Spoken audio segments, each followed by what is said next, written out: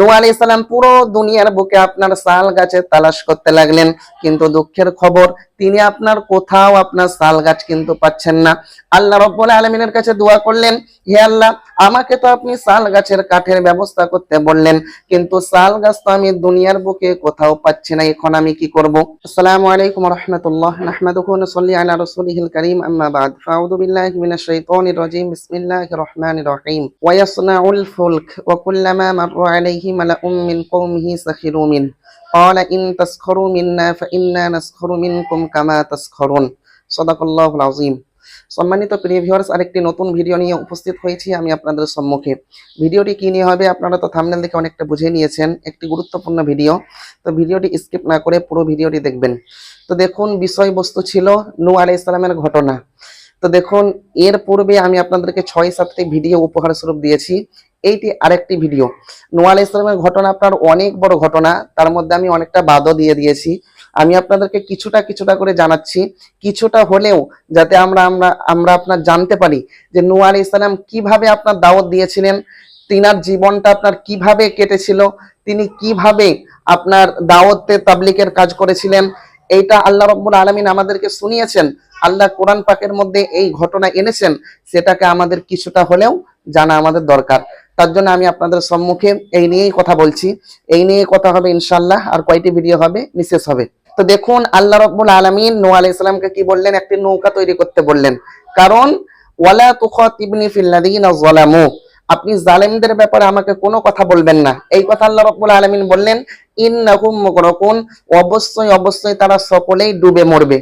এই ডুবে মরার জন্য নূহ আলাইহিস সালাম কি করতে লাগলেন? ওয়ায়াসনাউল ফুলক, তিনি আপনার নৌকা তৈরি করতে লাগলেন। তিনি নৌকা তৈরি করার আগে আল্লাহ রাব্বুল আলামিনের কাছে জানলেন, হে আল্লাহ, আমাকে যে আপনি নৌকা তৈরি করতে বলছেন, এই নৌকা আমি কিসের তৈরি করব? আমি কাঠের তৈরি করব না স্টিলের তৈরি করব? আল্লাহ রাব্বুল আলামিন জানিয়ে দিলেন, মিন খশাব, আপনি কি করুন, একটি কাঠের আপনি নৌকা তৈরি করুন। নূহ আলাইহিস সালাম পুনরায় আল্লাহ রাব্বুল আলামিনকে জিজ্ঞেস করলেন, হে আল্লাহ, আমি তো কাঠের নৌকা তৈরি করব, কিন্তু কোন গাছের কাঠ দিয়ে আমি নৌকা তৈরি করব? আল্লাহ রাব্বুল আলামিন জানিয়ে দিলেন, মিন খশাবিস সাল, আপনি শাল গাছের কাঠ দিয়ে নৌকা তৈরি করুন। শাল গাছের কাঠ দিয়ে আপনি নৌকা তৈরি করুন। তখন নূহ আলাইহিস সালাম কি করলেন জানেন? নূহ আলাইহিস সালাম পুরো দুনিয়ার বুকে আপনার শাল গাছের তালাশ করতে লাগলেন, কিন্তু দুঃখের খবর তিনি আপনার কোথাও আপনার শাল গাছ কিন্তু পাচ্ছেন না। আল্লাহ রাব্বুল আলামিনের কাছে দোয়া করলেন, হে আল্লাহ, আমাকে তো আপনি শাল গাছের কাঠের ব্যবস্থা করতে বললেন, কিন্তু শাল গাছ তো আমি দুনিয়ার বুকে কোথাও পাচ্ছি না, এখন আমি কি করব?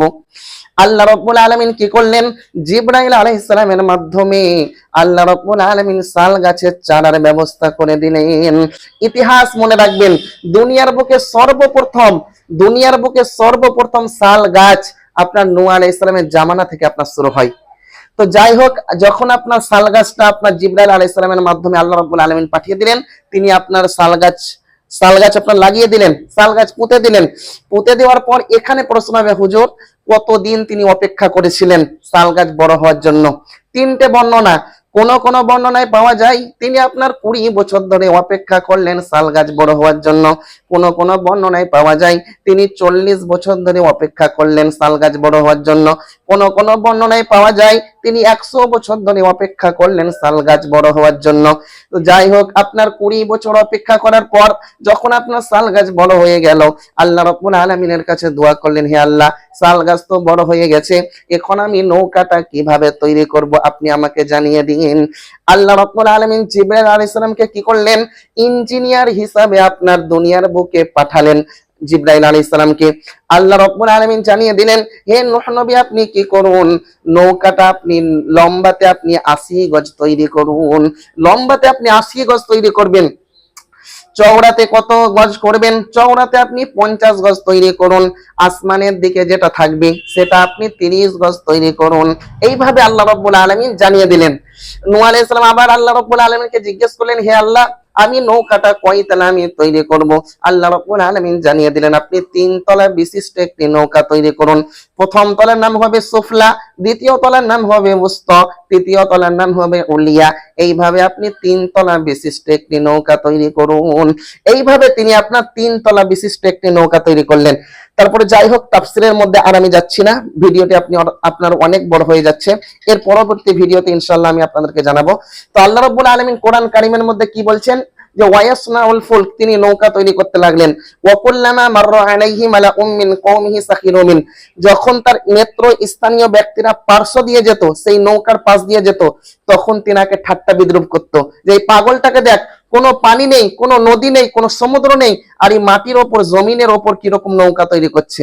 তখন নূহ আলাইহিস সালাম কি করতেন, ইন তাসখরু মিন্না ফাইন্না নাসখরু মিনকুম কামা তাসখরুন।